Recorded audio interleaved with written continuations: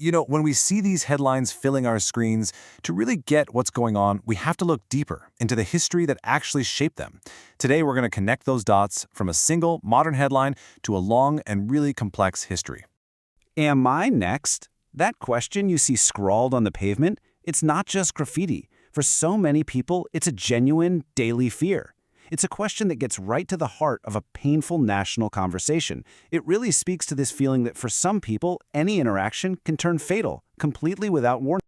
See, the thing is, these events that spark protests and outrage, they rarely just happen in a vacuum. What we're seeing in the headlines is often just the latest chapter in a much, much larger and much older American story. So let's start with one of those headlines from back in 2015. It's the case of a 25-year-old man from Baltimore named Freddie Gray. Okay, so there's this term that's absolutely central to Freddie Gray's case, the rough ride. It's an alleged unofficial police practice of driving really erratically while a prisoner is unbuckled in the back of a van. And what's just striking here is that the Baltimore Police Department had updated its own seatbelt policy to prevent these exact kinds of injuries just 6 days before Gray's arrest. But in his case, that policy wasn't followed. So what on earth happened inside that van? Well, the timeline reveals this 45-minute journey. At 8:39 a.m., Gray's arrested. Just 7 minutes later, the van stops. He's put in leg irons. After another stop to get a second prisoner, the van finally pulls into the station at 9:24. It's only then, after all that time, that someone finally calls the paramedics for a now unresponsive Freddie Gray. The severity of what happened during that ride is it's staggering. The medical examiner ruled his death a homicide caused by a catastrophic spinal cord injury. His spine was 80% severed at the neck.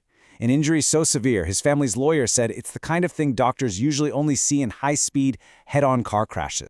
In the end, the city of Baltimore reached a $6.4 million settlement with Freddie Gray's family, and this was before a lawsuit was even filed. The mayor at the time said the settlement wasn't an admission of guilt, but it was an attempt to avoid a long, drawn-out legal battle and hopefully help the city heal. But here's the paradox. You have this massive civil settlement, you have an official ruling of homicide, but the criminal trials? They had a totally different outcome. 6 officers were charged, but after a series of trials and mistrials, not a single one was convicted. And this just left this huge, lingering question for so many people. If this was a homicide, how could nobody be held responsible? That feeling, that sense of a system failing to deliver accountability, well, that's not a new feeling at all.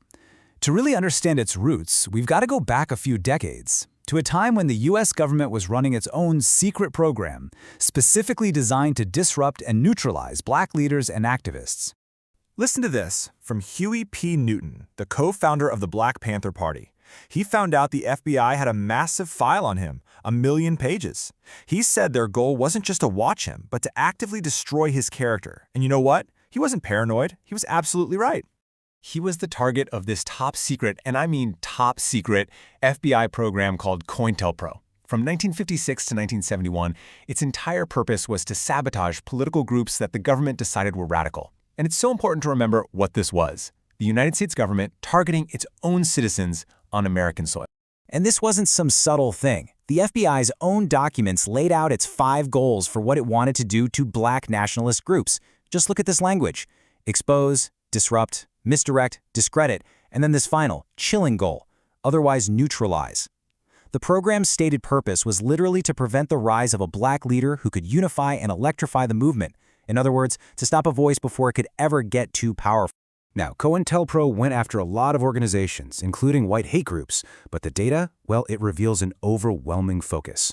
Out of nearly 300 documented actions against Black groups, almost 80% were directed at one single organization, the Black Panther Party. So we've seen a specific incident, and we've seen an overt government program. But what about the systems that are less visible, the ones that exist right in between, the structures that keep inequality going today? For that, let's turn to Minnesota. Minnesota has this great reputation, right? It's progressive, it's prosperous, it's Minnesota nice. It is consistently at the top of lists of the best places to live in the whole country. But there is a huge asterisk next to that ranking, because that prosperity is not shared equally. Not at all. In fact, the Twin Cities are home to some of the worst racial disparities in the entire nation. The gap is just stark. You look at key things like income, employment, owning a home, Minnesota isn't just unequal. By some measures, it's one of the most unequal states in the country. And this inequality, it absolutely shows up in policing. An ACLU analysis found something pretty incredible about traffic stops in Minneapolis. In the middle of the night, say 3 a.m., when it's dark out, black drivers are about twice as likely to be stopped as white drivers. Okay, but at 2 p.m., in broad daylight, when an officer can easily see the race of a driver, they are 9 times more likely to be stopped. 52. Let that number sink in for a second. 52. That's how many times Philando Castile, a 32-year-old black man, was pulled over by police in the Minneapolis-St. Paul area in just 14 years. His 52nd traffic stop was his last one. He was fatally shot by an officer. So from a death in a police van, to a secret FBI program, to the systemic inequality baked right into America's heartland, this last section connects all of those threads to the deepest, oldest roots of American history. This is a pretty stunning conclusion from a United Nations-affiliated panel of human rights experts.